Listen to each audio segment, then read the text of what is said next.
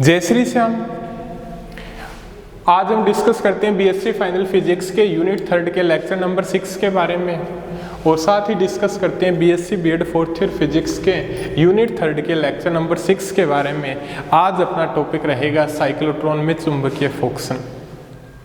पीछे वाले लेक्चर के अंदर हमने साइक्लोट्रॉन के बारे में पढ़ा था, और उसके बाद में हमने रेखिक त्वरित्र के बारे में क्या है भी हमने डिस्कस किया था। उससे पहले रेखिक त्वरित्र के बारे में डिस्कस किया था।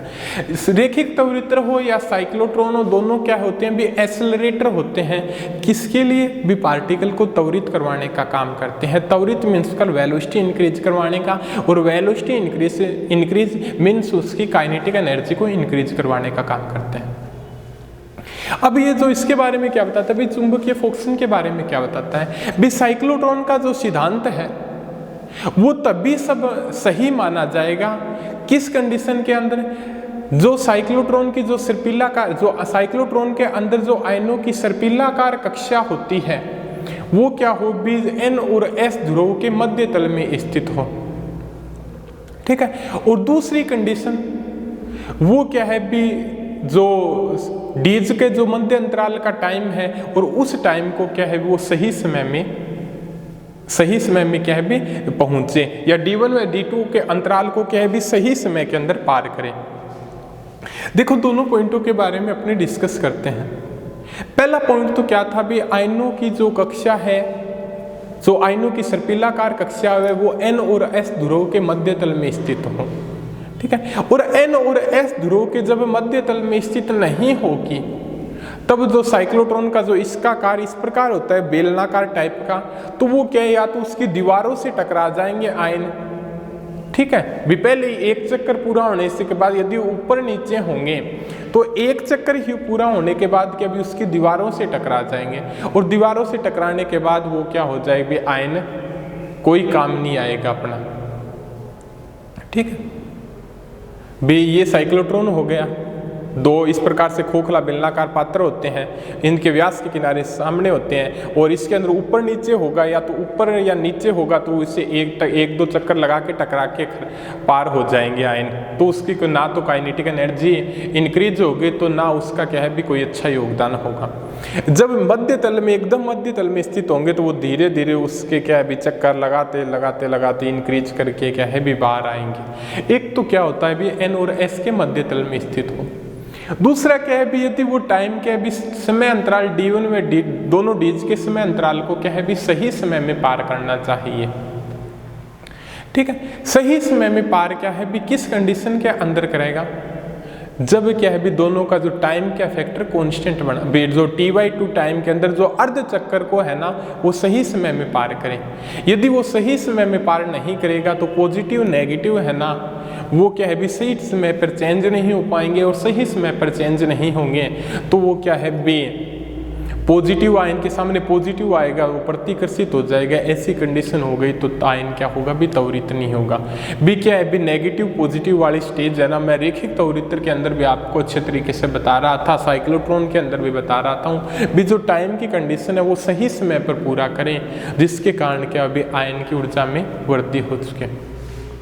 अब क्या है भी चुंबकीय फोर्सन के बारे में क्या डिस्कस करते हैं। दोनों पॉइंटों के बारे में हमने बता दिया, तो दोनों पॉइंट क्या है भी सही सेटिस्फाई नहीं होंगे तो साइक्लोट्रॉन क्या है भी काम नहीं करेगा। एक माना जी भी आपका N ध्रुव है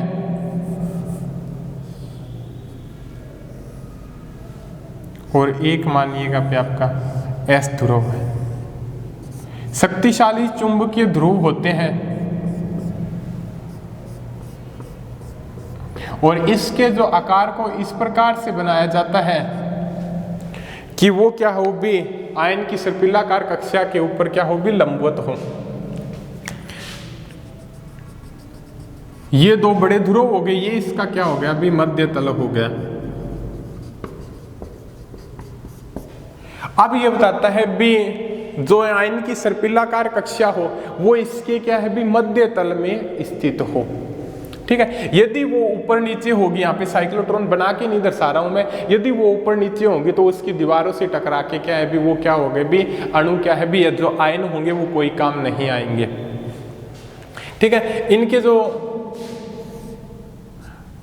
चुंबकीय बल रेखाओं की संख्या क्या होती है, वे n से लेके s ध्रुव की ओर होती है।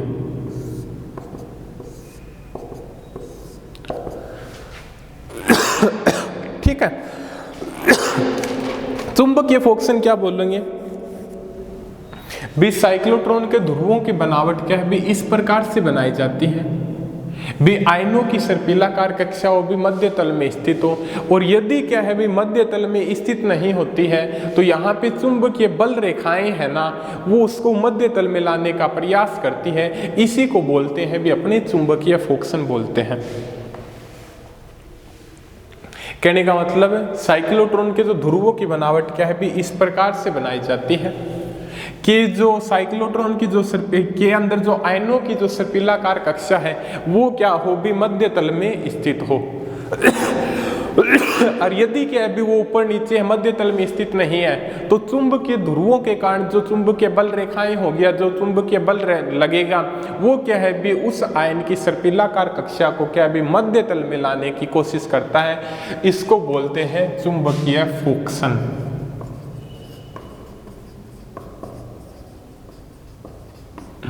मध्य तल में लाने का प्रयास करता है, इसको बोलते हैं चुंबकीय फोर्सन। जो चुंबकीय बल होगा वो दो टाइप का लगता है, एक तो होता है भी आपका तिर्य्य बल और एक होता है भी आपका ऊर्ध्वाधर बल। जब तिर्य्य बल किस कंडीशन के अंदर लगता है उसकी बात करते हैं, जब आयनों की सर्पिलाकार कक्षा, जब आयनों की सर्पिलाकार कक्षा यदि मध्य तल में स्थित है तो वहां पे तिर्य्य बल ही लगेगा, और वो तिर्य्य बल क्या भी उस आयन की सर्पिलाकार कक्षा को मध्य तल में ही बनाए रखता है। ठीक है। और यदि क्या है भी वो आयनों की सर्पिलाकार ऊपर नीचे है, मध्य तल में न होकर, तो वहां पे तिर्य्य बल के साथ साथ ऊर्ध्वाधर बल भी लगता है। तिर्य्य बल के साथ साथ क्या होता है भी वहां पे ऊर्ध्वाधर बल भी लगता है, जो क्या होता है भी आयनों की सर्पिलाकार कक्षा को मध्य तल में लाने का प्रयास करता है। इसी घटना को बोलते हैं चुंबकीय फोर्सन। भी चुंबकीय फोर्सन का मीन्स क्या होता है भी यहाँ पे एक बार और रिपीट करा दूं, बे वह आयनों की सर्पिलाकार कक्षा को मध्य तल में लाने का प्रयास करता है। और मध्य तल में क्यों जरूरी है, यदि ऊपर नीचे होंगी तो वो दीवारों से टकरा के क्या हो जाएंगे भी बाहर निकल जाएंगे कण, वो तो ऐसे तो साइक्लोट्रॉन में उसकी क्या भी जितनी ऊर्जा की आवश्यकता हमें होती है वो क्या होगी भी इंक्रीज नहीं हो पाएगी। तो इसके लिए साइक्लोट्रॉन में जो चुंबकीय ध्रुव है वो साइक्लोट्रॉन के आयनिक जो आयनों की सर्पिलाकार कक्षा को क्या भी मध्य तल में लाने की कोशिश करते हैं, और इसी घटना को बोलते हैं अपने चुंबकीय फोर्सन। अब चुंबकीय फोर्सन होने के बाद साइक्लोट्रॉन की अदक्षता के बारे में डिस्कस करते हैं।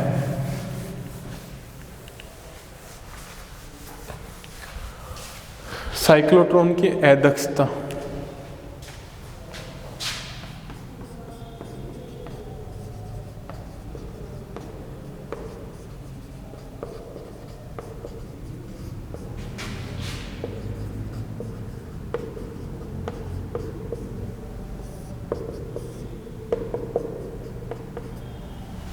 साइक्लोट्रॉन की अदक्षता क्या होती है? अब ये बताता है भी जब धन आवेशित कण को त्वरित करवाते हैं तो उसके वेग में क्या होती है भी वृद्धि होती है। भी जब धन आवेशित कण को क्या है भी हमने त्वरित करवाते हैं तो उसके वेग में क्या होती है भी वृद्धि होती है। और जब वेग में वृद्धि होती है और जब वो वेग है प्रकाश के वेग के बराबर हो जाता है तो उस कंडीशन के अंदर द्रव्य जो क्या है भी आयन के द्रव्यमान के अंदर क्या होता है भी चेंज होता है। वो कौन सी इक्वेशन के अकॉर्डिंग वो देखते हैं भी, m equal to m0 √1 - v²/c²। Einstein का द्रव्यमान ऊर्जा संबंध है। ये बताता है भी जब धन आवेशित कण को त्वरित करवाते हैं तो आयन के वेग में क्या होती है भी वृद्धि होती है, और जब आयन का वेग प्रकाश के वेग के बराबर पहुंच जाता है तब उस कंडीशन के अंदर आयन का जो द्रव्यमान होता है वो चेंज होना स्टार्ट हो जाता है। एक तो ये कंडीशन के अकॉर्डिंग बताता है। तो यहाँ पे क्या हो जाता है भी m0 क्या है भी कण का स्थिर अवस्था में द्रव्यमान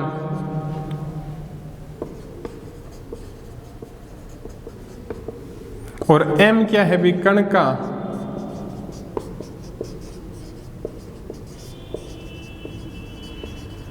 गतिशील अवस्था में द्रव्यमान और v क्या है भी आपका कण का वेग है और c क्या है भी प्रकाश का वेग है। विकर्ण का जब क्या है विकर्ण का वेग क्या होता है, विवेक के मान में चेंज होता है, तो कण के द्रव्यमान के मान में भी क्या होता है भी चेंज होता है। कण का वेग क्या है भी नॉर्मल वेग हो तो द्रव्यमान के मान में कोई इफेक्ट नहीं पड़ता। जब क्या है भी प्रकाश के वेग के बराबर हो जाता है तो उस कंडीशन के अंदर द्रव्यमान के मान में भी कण के द्रव्यमान में भी क्या होता है भी चेंज होता है। ठीक है, अब जो इसकी जो सीमाएं होती हैं उसके बारे में अपने चर्चा करते हैं। ठीक है, फर्स्ट कंडीशन है ये बता दी भी आपको क्या होती है भी साइक्लोट्रॉन के अंदर क्या है भी अनावेशित कणों को त्वरित नहीं करवा सकते।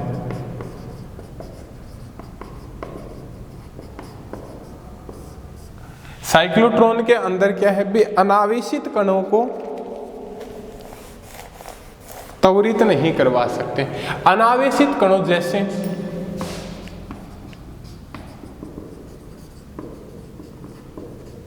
न्यूट्रॉन, अनावेशित कणों को त्वरित क्यों नहीं करवा सकते भी न्यूट्रॉन का चार्ज क्या होता है भी जीरो होता है। ठीक है, न्यूट्रॉन का चार्ज जीरो होने के बाद क्या है भी डीज के ऊपर जो पॉजिटिव नेगेटिव आवेश होगा वो क्या है भी न्यूट्रॉन को ना आकर्षित करेगा ना प्रतिकर्षित करेगा, तो न्यूट्रॉन का कोई रोल नहीं होगा, ना तो वो त्वरित हो पाएगा। इस कारण क्या भी अनावेशित कणों को त्वरित नहीं करवा सकते। सेकेंड कंडीशन के अंदर ये बताता है भी कुछ कमियां होती है सभी के अंदर। रेखीय त्वरितर के अंदर पढ़ा था भी उसकी लंबाई क्या होती है भी काफी ज्यादा बड़ी होती है, जिसके कारण पूरे माध्यम के अंदर क्या भी निर्वात बनाए रखना कठिन होता है। और वहां पे उन कंडीशनों को सुधारा था भी अपने क्या है भी साइक्लोट्रॉन बनाया था भी उसका आकार छोटा हो जाएगा, बट इसके अंदर भी कुछ कमियां आ गई। पहली कमी क्या आ गई भी इसके अंदर अनावेशित कणों को त्वरित नहीं करवा सकते। दूसरी कमी क्या आ गई भी इसके अंदर भारी धनावेशित कणों को त्वरित करवाया जा सकता है, जैसे प्रोटॉन, ड्यूट्रॉन, अल्फा कण आदि भी। इसके अंदर क्या है भी भारी धनावेशित कणों को क्या है भी त्वरित करवाया जा सकता है, प्रोटॉन, ड्यूट्रॉन, अल्फा कण आदि को। बट इसके अंदर क्या है भी हल्के कणों जैसे इलेक्ट्रॉन को क्या है भी त्वरित नहीं करवाया जा सकता, त्वरित नहीं करवाया जा सकता। क्या बताएं भाई, इसके अंदर क्या भी भारी धनावेशित कणों प्रोटॉन, ड्यूट्रॉन, अल्फा कण आदि को त्वरित करवाया जा सकता है, बट हल्के कणों को त्वरित नहीं करवाया जा सकता, जैसे इलेक्ट्रॉन। इसके बारे में क्या बताता है भी देखिएगा, जो हल्के कण होंगे तो वो क्या होंगे भी इसके अंदर पार्टिकल की वेलोसिटी तो बढ़ती है। जो हल्के कण होंगे वो क्या है भी स्पीड से क्या है भी बाहर आ जाएंगे, एक दो चक्कर लगाने के बाद स्पीड से, जल्दी से। और जो भारी कण होंगे वो धीरे धीरे क्या है भी अपनी वेलोसिटी को इंक्रीज करते हुए बाहर आएंगे। ठीक है, भी जो हल्के कण होंगे वो क्या है भी एक चक्कर लगाने के बाद बाहर आ पड़ेंगे भी। उनके तो क्या है भी वेलोसिटी मास तो क्या है भी कुछ कम होता है, उसके अंदर उसकी स्पीड क्या होगी भी एकदम इंक्रीज हो जाएगी, वो बाहर आ जाएंगे। ठीक है, और बट भारी धनावेशित कण क्या है भी बाहर नहीं आएंगे। गतिज ऊर्जा का फैक्टर तो 1/2 mv² के ऊपर डिपेंड करता है, मास के ऊपर भी डिपेंड करता है वहां पे। तो हल्के कण तो क्या होंगे भी जल्दी से बाहर आ जाएंगे, भारी कण क्या है भी आराम से वेलोसिटी को इंक्रीज करवा के बाहर आ सकते हैं, पूरा रोटेट होंगे।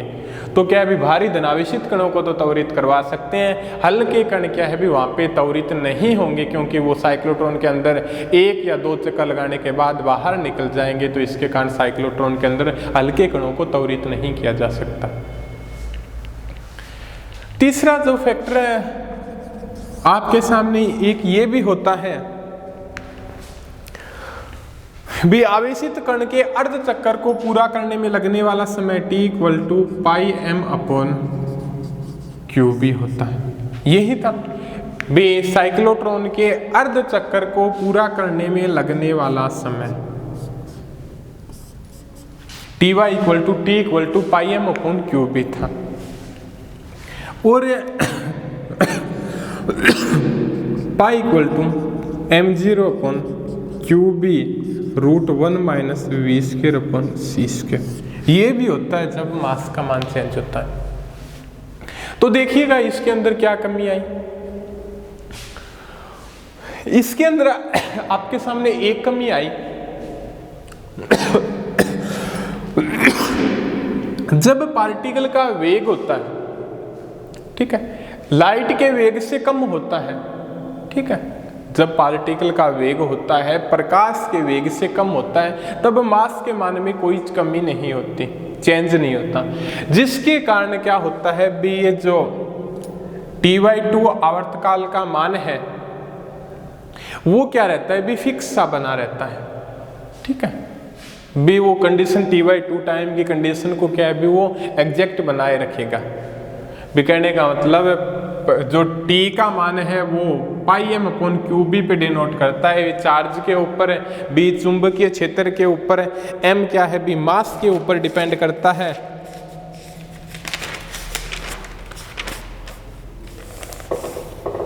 ठीक है, बी πm/q और b के ऊपर क्या है भी वो डिपेंड करता है। बट जब लाइट का वेग क्या है भी जो भी कण का वेग क्या है भी प्रकाश के वेग से कम है, ठीक है, तो उस कंडीशन के अंदर कोई फर्क नहीं पड़ेगा। जब कण का वेग होगा वो प्रकाश के वेग के क्या है भी बराबर होना स्टार्ट हो जाएगा, उसके नजदीक होना स्टार्ट हो जाएगा, तब क्या होगा भी मास का मान क्या होगा भी चेंज होगा, मास के मान में क्या होगा भी परिवर्तन होगा। तो क्या होगा भी यहाँ पे t के मान में भी क्या होगा चेंज होगा। कहने का मतलब जब क्या है भी कण का जो द्रव्यमान है जब कण का वेग क्या है भी प्रकाश के वेग के क्या है भी बराबर हो जाएगा तब कण का द्रव्यमान भी क्या होगा चेंज होगा, और कण का द्रव्यमान चेंज होगा तो ये t टाइम भी क्या होगा चेंज होगा, THM होगा तो t/2 चेंज होगा, t/2 चेंज होगा तो इसकी आवर्ती के मान में चेंज होगा, और आवर्ती क्या होती है साइक्लोट्रॉन के अंदर नियत होती है। तो यहाँ पे कंडीशन क्या हो जाएगी भी सेटिस्फाई नहीं हो पाएगी, ठीक है। दूसरी बात है एक और बताता है भी टाइम फैक्टर के अंदर चेंज हो जाएगा, वो तो ये फ्रीक्वेंसी क्या है भी वहाँ पे चेंज हो जाएगी, तो d1 व d2 के अंतराल को क्या है भी सही समय के अंदर पार नहीं कर पाएगा, ठीक है। थोड़ा सा मेरी बात और समझिएगा भी जब कण का वेग क्या होता है भी प्रकाश के वेग के बराबर हो जाता है तो कण का द्रव्यमान क्या होगा भी चेंज होगा, कण का द्रव्यमान चेंज होगा तो ये t टाइम चेंज होगा, t टाइम तो t/2 टाइम चेंज होगा, तो ये क्या होगा भी f फ्रीक्वेंसी चेंज होगी, और जब फ्रीक्वेंसी चेंज होगी तो ये ऐसी कंडीशन के अंदर क्या है भी पॉसिबल नहीं है, ठीक है, क्योंकि यहाँ पे फ्रीक्वेंसी क्या रहती है भी नियत रहती है। तो ऐसी घटनाओं के अंदर बोल सकते हैं, ऐसे जो डाउट हमारे सामने आ गए हैं भी फ्रीक्वेंसी क्या रहती है भी नियत रहती है, तो ऐसी घटनाओं के अंदर हम ये बोल सकते हैं कि जो आपका जो मैटर है भी कण का वेग क्या है भी जब प्रकाश के वेग से कम रहता है तब तक तो त्वरित करवा सकते हैं, बाद में क्या है भी उसको त्वरित करवाना क्या हो जाता है भी कठिन हो जाता है। तो इसके अंदर क्या है भी साइक्लोट्रॉन के अंदर कण को क्या एक निश्चित सीमा तक ही त्वरित करवाया जा सकता है। अब इससे जो अगला टॉपिक है हमारा, थोड़ा सा आप अच्छे से एक बार और रिवाइज करना, अच्छे से समझ में आ जाएगा। एक जो आपका अगला जो टॉपिक आएगा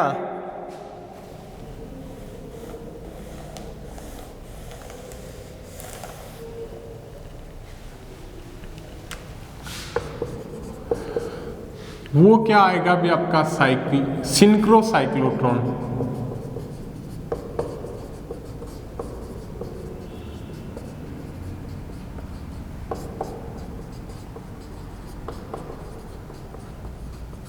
अब क्या होगी भी इसकी जरूरत पड़ गई सिंक्रो साइक्लोट्रॉन या सिंक्रोट्रॉन।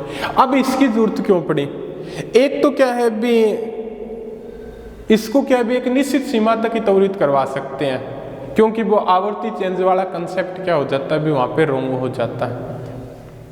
जब इन सिंक्रो साइक्लोट्रॉन के अंदर क्या है भी इसको इस प्रकार से बनाएंगे भी यहाँ पे चुंबकीय क्षेत्र को तो फिक्स रखते हैं, बट जो दोनों डीज के मध्य जो आवर्ती लगी होती है, फ्रीक्वेंसी लगी होती है, उसको क्या है भी हम परिवर्ती मानते हैं या चेंजेबल मानते हैं। और उस चेंजेबल के अकॉर्डिंग क्या है भी साइक्लोट्रॉन के अंदर जो कमी आई थी उस कमी को इसके द्वारा क्या है भी सेटिस्फाई करते हैं। इसके बारे में हम डिस्कस करेंगे भी अगले लेक्चर के अंदर, क्यों जरूरत पड़ी, साइक्लोट्रॉन में क्या कमियां थी जिसके कारण क्या है भी हमें सिंक्रो साइक्लोट्रॉन की जरूरत पड़ी, और इसके अंदर क्या चेंज किए जाएंगे, तब हमारे पास क्या है भी साइक्लोट्रॉन की कमी दूर हो पाएगी।